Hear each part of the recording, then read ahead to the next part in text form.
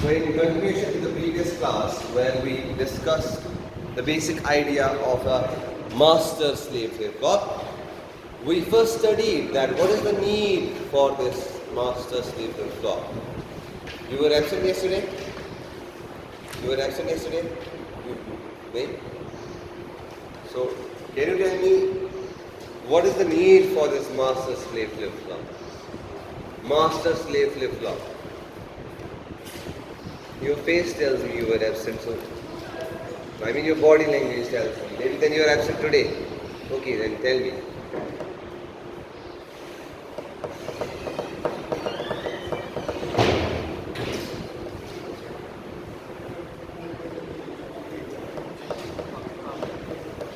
Manu Jaldi. So you are absent for today's class. Because either you were absent yesterday or you are absent today. So you decide. You were absent yesterday? You are absent today? Then why can't you answer? Okay, you tell me the answer. What is the need for this master-slave flip-flop? No, tell me the answer. What is the need? Eyes on board. Master slave flip flop के लिए हम इसलिए जा रहे हैं because we realize that there is a problem in a JK flip flop which is level triggered. We have race around condition over there. What is race around condition? Byte palm. क्या? यामन sir पता नहीं, यामन answer byte palm. Clear? हाँ? क्या ना? Generic output. नहीं, this is not the answer. मनसरदार ji answer बोलो. Answer क्या है इस क्वेश्चन का आंसर?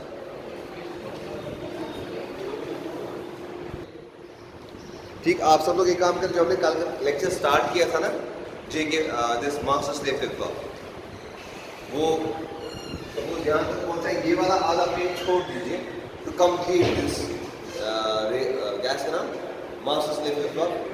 एक और हेडिंग साइड में लिख दीजिए टाइप्स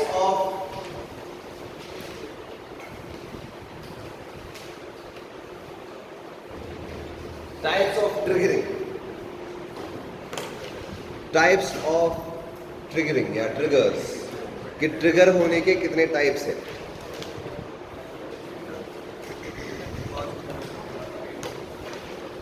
देखो जी, ये जो टाइप्स है इसके,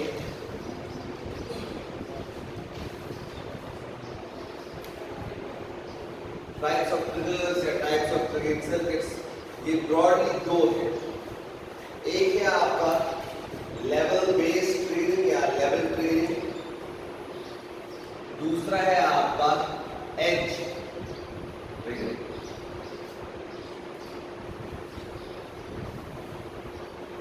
अब लेवल ट्रिगर में दो है, positive level and negative level triggering. मैं शॉर्ट में लिख रहा हूं. पॉजिटिव लेवल ट्रिगरिंग का मतलब ये है जब आपका से क्लॉक या कोई भी ट्रिगरिंग सर्किट एक पॉजिटिव वैल्यू में है, एक लॉजिक हाई वैल्यू में है, तो output changes in this region, इस पूरे रीजन में आउटपुट चेंज होता रहेगा. ठीक है, या मैं ऐसे कहूं, इस पूरे रीजन में हमारा सर्किट ऑपरेट करता रहेगा. हमारा सर्किट एक्टिव है. क्या है? एक्टिव है. समझा? जब भी लेवल हाई है या जब तक लेवल हाई है हमारा सर्किट एक्टिव है. Eyes on board. जब तक लेवल हाई है हमारा सर्किट एक्टिव है, जो ही लेवल 0 हो गए हमारा सर्किट इनएक्टिव हो गया. कुछ इसी तरह से जिस तरह से आप इस स्विच को देख रहे हैं, this switch is level triggered. जब तक ये 1 है तब तक फैन चलेगा. जो ही ये ऑफ हो गया फैन क्या हो जाएगा? Simple example, very good example आपसे. अच्छा, नेगेटिव लेवल ट्रिगरिंग कुछ उल्टा है इसका. This is logic 1 and this is logic 0.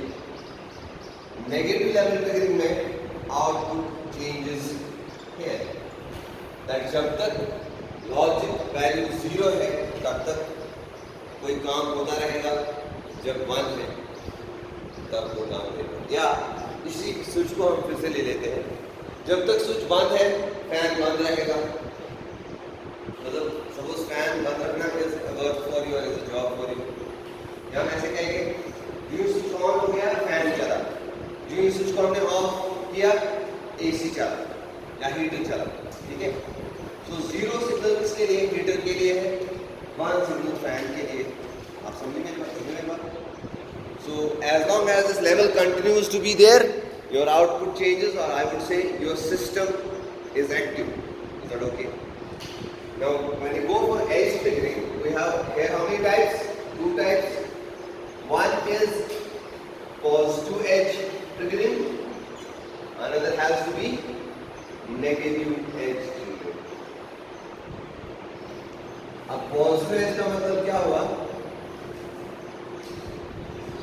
जब आपका ट्रिगरिंग सिग्नल या क्लॉक सिग्नल जाएगा फ्रॉम 0 to 1, 0 to 1, तभी उस खाली छोटे से इंस्टेंट पर आउटपुट चेंजेस, उसके बाद आउटपुट चेंज नहीं होगा। समझे? ये कुछ ऐसी चीज है, कोई you have to roll a ball from a mountain or something, so you just give it a push, just one turn. So आपने कोई suppose कोई मोटर रखा है, आपको जिस बटन प्रेस करते हो just push करता है and just release, so that motor was active just for an instant of time, एक छोटे instant के लिए। Such a circuit is called as edge triggered circuit, or such type of triggering mechanism is called as edge triggering. To be precise, positive edge. Positive edge कब होगा? जब 0 to 1. This edge is called as positive edge, क्योंकि ये ऊपर की तरफ जा रही है ना, ये कहाँ की ओर जा रही है? ऊपर की ओर, यानी 0 to 1 ट्रांजिशन होगा।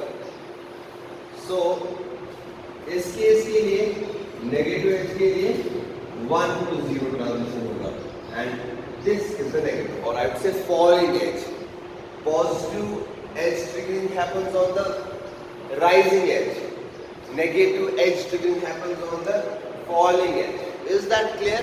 Anyone having confusion? Raise your hand. क्या है confusion? कौन सा? हाँ? Negative edge triggering मतलब ये हो गया जब मेरा triggering signal 1 to 0 जा रहा है, मतलब ये गिर रहा है ना, सिग्नल गिर रहा है, नेगेटिव डायरेक्शन में जा रहा है। 1 से 0 जाना है ना माइनस डायरेक्शन, 0 से 1 जाना है पॉजिटिव में, तो positive. Anyway, so a flip flop which is positive level triggered can be denoted as this. This is a positive level triggered flip flop, whereas a flip flop which is negative edge triggered will be denoted as this, because input में bubble है। ठीक, a circuit which is positive edge will be denoted as this based on clock. A circuit which is negative edge will have one more bubble over here, and suppose ये आपका D flip flop हो सकता है, J के flip flop, कोई भी flip flop। तो ये एक अच्छी कहानी थी, मैंने परसों मिस कर दी थी, should have been in your mind before you started, है ना अच्छी कहानी? ठीक है, अब आपको कुछ आइडिया मिला। देखो हमारा जो जेके फ्लिप फ्लॉप इस टाइम पे है वो लेवल ट्रिगर्ड है, मतलब जब तक क्लॉक की लेवल हाई है तब तक आउटपुट चेंज होता जाएगा। उस वजह से क्या होता है, एक बार आउटपुट चेंज हो गया, it should have stayed 1 but it toggles to 0, it toggles 1 again. This condition is called as race around condition, जब आपका output in JK flip flop toggles continuously. और वो टॉगल क्यों करता है? For 2 reasons. 2 कंडीशंस थी रेस अराउंड की। क्या क्या? रेस अराउंड की 2 कंडीशंस हमने लिखी है। क्या क्या है वो? JK input is equal to 1 1 and propagation delay of the flip flop is very less than the pulse width of the clock, या मैं कहूं pulse width of the triggering signal. Is that clear now?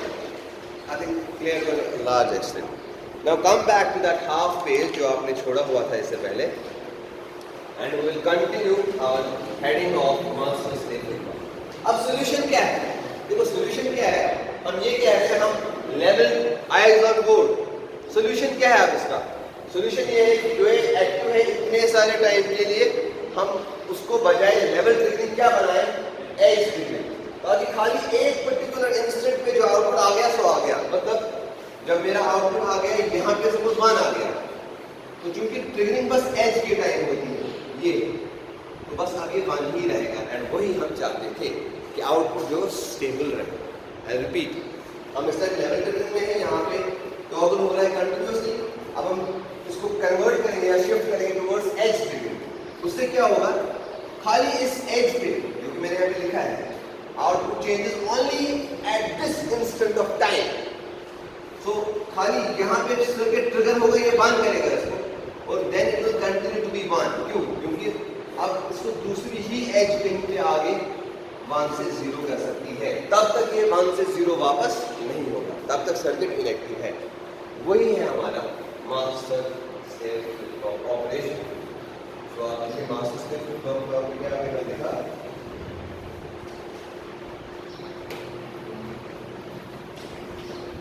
so now let's go back to the master slave flip flop।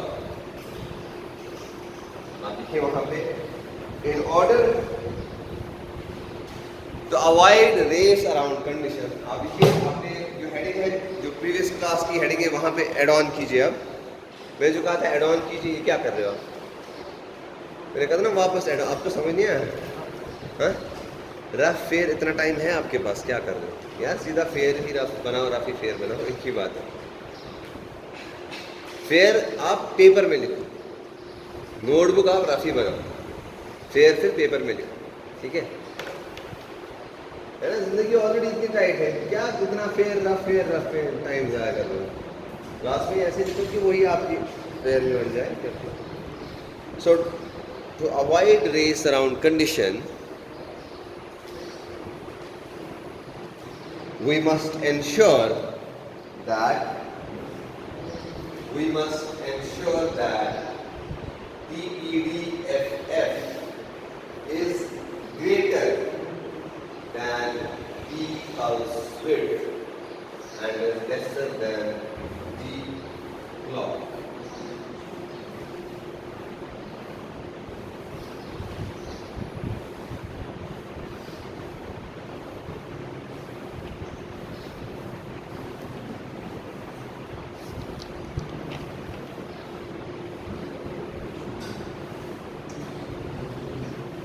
In a master slave flip flop, लिखते जाइए, in a master slave flip flop,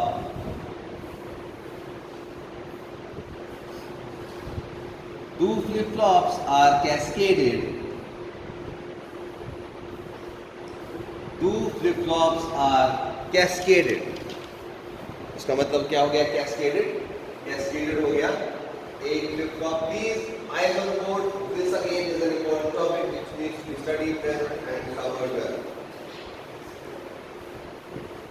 Suppose this is the J, this is the input K. We call this as master flip flop, and we call the second one eyes on board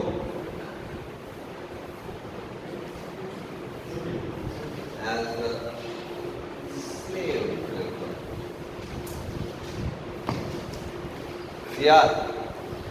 CR के बदले मैंने जिसको लिया था, किसको लिया था? मैंने साथ किसको लिया था कल?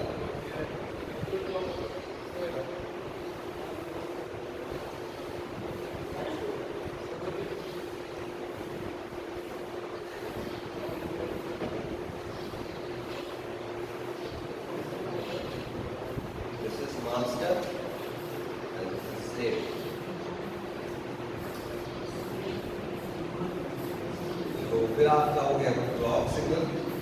एक को क्लॉक एज इट इज जाता है, दूसरे को क्लॉक बार जाता है।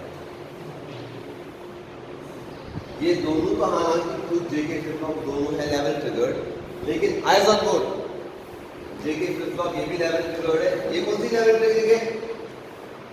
ये कौन सी ट्रिगरिंग होगी जेके फ्लिप फ्लॉप की? यहाँ की पॉजिटिव लेवल। इसकी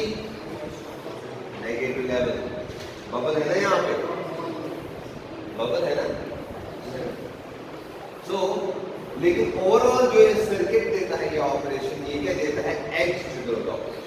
this is what you need to understand, that the overall operation of a master slave flip flop is edge triggered based.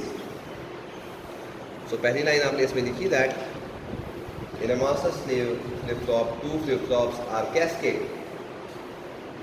Point number 2, in this master is applied the clock signal. Master is applied with clock signal and slave is applied with clock bar. Yeah, master is given the clock and slave is given clock bar. master को हमने clock दिया और slave को उसका complement दिया। समझ आ रहा है, नहीं आ रहा है? तुमने बूलियन एक्सप्रेशंस क्यों नहीं पढ़ा सही से? आपको मार खानी है मुझसे। In this master is applied as clock, ये नहीं दिख रहा आपको? क्लॉक हमने किसको दिया, मास्टर को, और क्लॉक बार दे रहे हैं स्लेव को। क्लॉक बार मतलब क्या होता है?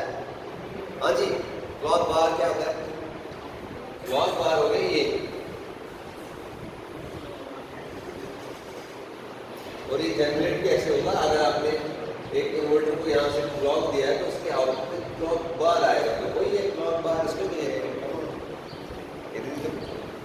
एक्सपेक्टेड है आपसे understanding.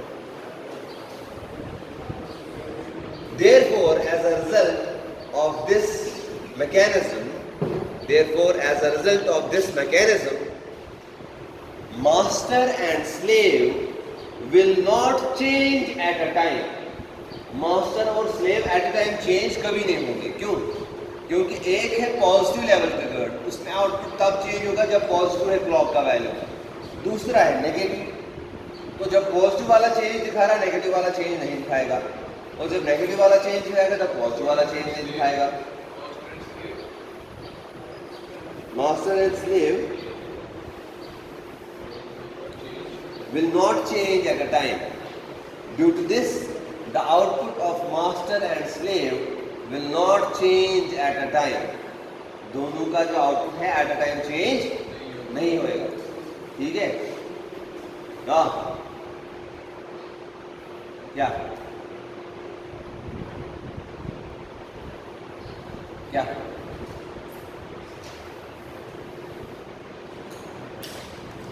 Therefore, the output will change. The final output will change only when, therefore as a conclusion you can say, therefore as a conclusion the final output will change only when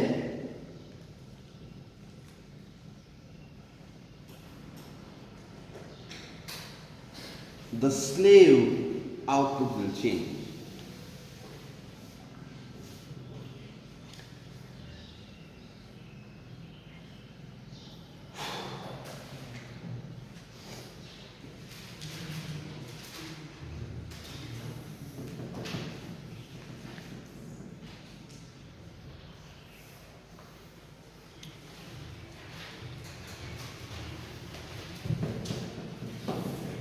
Hence, by using this mechanism, race around condition is avoided.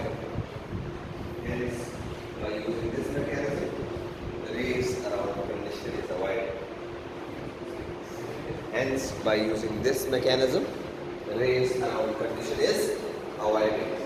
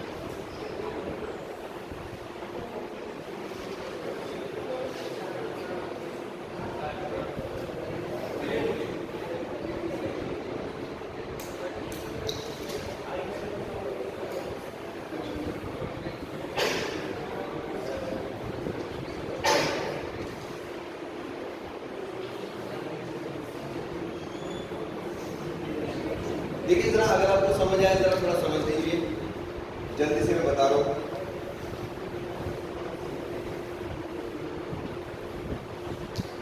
Imagine J of S, K of S is 1 1, ठीक है, हमने इसको 1 1 रखा,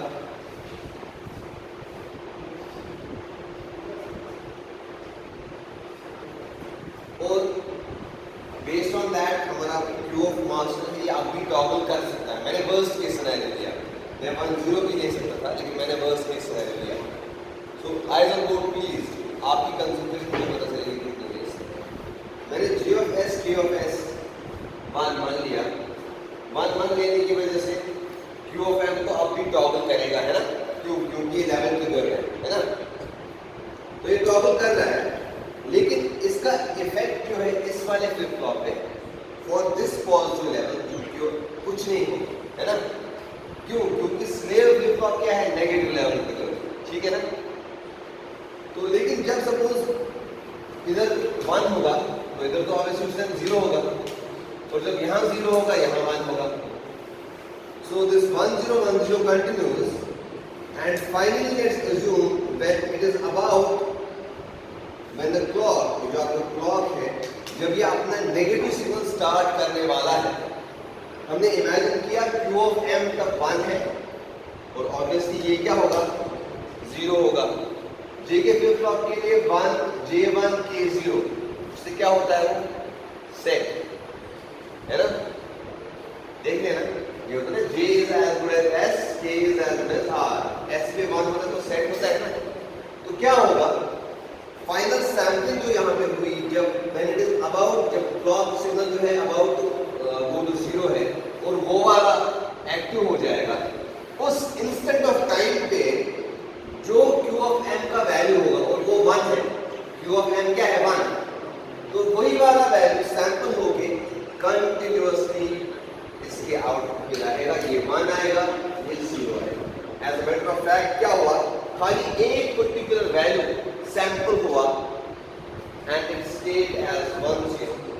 अब सवाल ये है कि क्या ये कंटिन्यू ट्रिगर करेगा, अगर ट्रिगर करेगा अभी उससे फर्क नहीं पड़ेगा, क्योंकि यहाँ पे इनपुट में 1 0 है, 1 0 will set it continuously to 1 1 1 1, क्यों, क्योंकि आपके दिमाग में ये ख्याल आ रहा होगा ये तो लेवल नेगेटिव लेवल ट्रिगर्ड है, और नेगेटिव लेवल मैंने पढ़ा है ये कंटिन्यूअसली एक्टिव है, कंटिन्यूअसली एक्टिव है, लेकिन इसने एक बार मान दिया, फिर से चेक करेगा, फिर से मान नहीं रखेगा, क्योंकि ये वाला इनपुट जो है J और K, ये 1 1 दोनों कभी नहीं हो सकते, क्यों, क्योंकि J is connected to QM and K is connected to QM bar, so by their structure itself they always will be complement of each other, so race around condition avoid हो जाएगी। although हमारा पहला flip flop race around कर सकता है, लेकिन because the way we have connected them, the overall operation will be edge triggered operation, and we will be able to avoid the race around condition for this flip flop, ठीक है।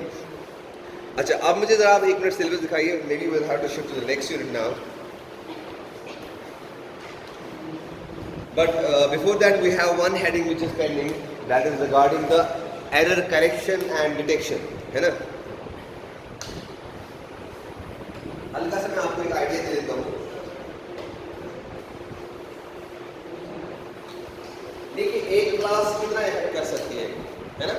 I can see that your faces are not 100% satisfied with this unit, right? I can see that, but I have no choice. I have to be very hard on this.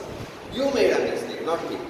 So इस एक class से कितना effect हो गया आपका total वो mental balance, जो आप वो एक वेव की तरह मेरे साथ हम कहेंगे झूम रहे थे, you just lost that freedom.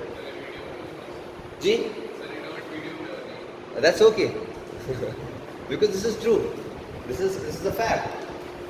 हम एक I could feel that sync between you and me, but I am not able to feel that sync after that class. Okay, let's hope that we get that sync back again when we start the other 2 units, because जो यहाँ से जो आगे 2 units हैं या 3 units हैं वो अब एक different होंगे। अभी तक जो हम पढ़ रहे थे वो डिजिटल के रिगार्डिंग था, डिजिटल सर्किट्स या डिजिटल सिस्टम्स। अब जो हम पढ़ने जा रहे हैं वो एनालॉग सिस्टम्स हैं, so it's totally a different world now. So I hope that we all will be on our toes, in sync, and we get that rhythm back again. अच्छा जी, मैंने एक पॉइंट कहा था आपसे, one point which is missing regarding the error correction detection. ये एक पुराना topic है।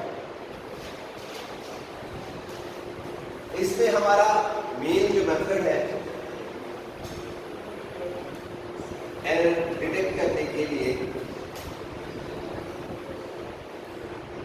That is we may have a sender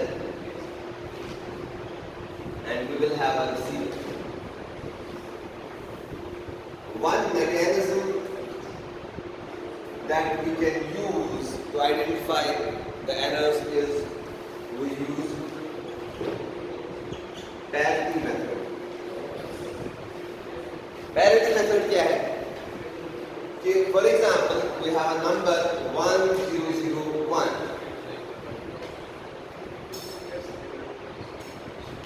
इसमें कितने नंबर ऑफ वंस है, इवन है कि ऑड है? तो भाई इसमें कितने नंबर ऑफ वंस है, इवन कि ऑड? नंबर ऑफ वंस कितने हैं? इवन है ना। अब अगर ये नंबर में किसी सेंडर के थ्रू ट्रांसमिट करना चाहता हूं, ये सेंडर इस नंबर को सपोज चेंज करेगा टू 100001।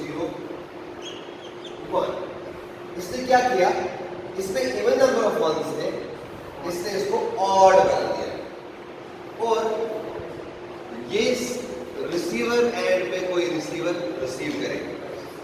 ठीक है, अब जब ये रिसीव करेगा, I on board please, original number क्या था 1001, नंबर क्या बना जब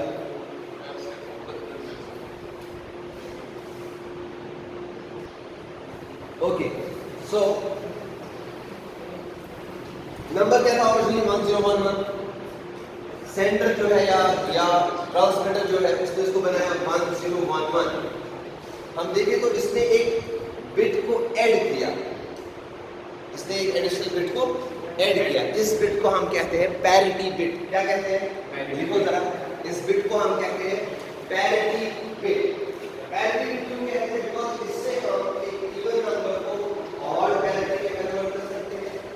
ठीक है, अगर हम ठीक है तो इस बिट को हम कहेंगे पैरिटी बिट। ओरिजिनल जो हमारा है वो है मैसेज, ये वाला जो नंबर है इतना, इसको हम कहेंगे message. This is our message and this is the parity bit. Now this parity bits can be one or more then one, पर लेकिन आपके समझने के लिए फिलहाल हम कहेंगे इसने एक पैरिटी बिट को यूज किया। अब रिसीवर जो है उसको नंबर मिला 11011। सपोज यहां पे कुछ नॉइज ऐड हो गई, सपोज इस चैनल में, ये सारी चैनल है, this is the channel, suppose इस चैनल में कुछ नॉइज ऐड हो गया और रिसीवर को जो नंबर मिला 11011, क्या इसमें एरर है मैसेज में कि नहीं है? मैसेज में एरर है तो क्या हो गई, मैसेज में एरर है। जब आप क्या एरर है, हाँ जोर से बोल, क्या एग्जैक्टली राइट, हिसाब से करेक्ट। ये वाला 0 है, ये कन्वर्ट हो गया 1, ठीक है ना। सो हमें एरर कैसे पता चला, एक तो फिजिकली पता चला देखने से, लेकिन जो सिस्टम होता है, रिजल्ट होता अंदर है, उसको पता है कि वहां से आया क्या था। ठीक है, सो उसको कैसे पता चलेगा, जरा आप बताइए, उसको कैसे पता चलेगा कि एरर है इसमें? क्या वो भाई ये लाल चौक में है, वो अनंतनाग में है, इसको कहां पता उसने क्या भेजा था? अगर उसको पता होगी कि भेजने की जरूरत क्या है? देखो ये सिस्टम ने एक रूल सेट किया है, उस रूल का नाम है ऑड पैरिटी सिस्टम। इसने कहा है कि मैं जो भी कोई नंबर भेजूंगा उसकी पैरिटी हमेशा ऑड होगी, मतलब उसमें जो नंबर ऑफ वंस होंगे वो हमेशा क्या होंगे, ऑड होंगे। अगर ये 0 1 में कन्वर्ट हो गया, इस नंबर की पैरिटी इवन बन गई। अब ये नंबर ऑफ वंस है 1 2 3 4, 4 वंस है, तो उसको पता चल जाता है कि इस ये मैसेज सही मैसेज नहीं है, इसमें error. This is called as error detection. इस मेथड से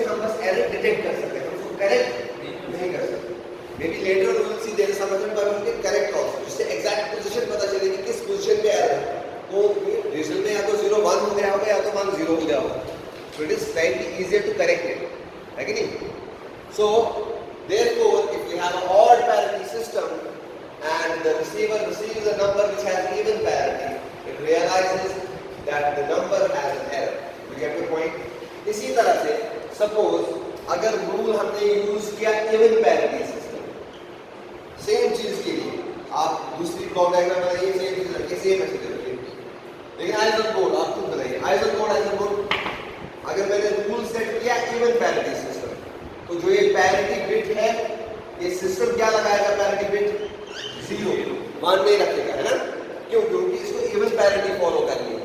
जो भी कोई मैसेज और पैरिटी बिट मिला के जो नंबर का ये होगा फॉर्मेट बनेगा, उसके अंदर इवन पैरिटी होगी. तो आगे जब ये भेजेगा, ठीक, आगे जब ये भेजेगा, सपोज एग्जाम्पल के तौर पे हम ये कहेंगे कि इसके अंदर 1 0 1 1 आ गया, तो अब ये पैरिटी जो है ये क्या है? Odd parity. तो ऑड पैरिटी है इजीली डिटेक्ट कर पाता है. ठीक है. Now later on we might see some mechanisms जहाँ पे हम इस देखें कि इसको हम कोशिश करें इसको करेक्ट भी करने की. Now this parity bits can B 1 और मोर देन 1, 2 भी होती है, 3 भी होती है. We will see that later on. In current lecture, we will stop here today due to some assignment.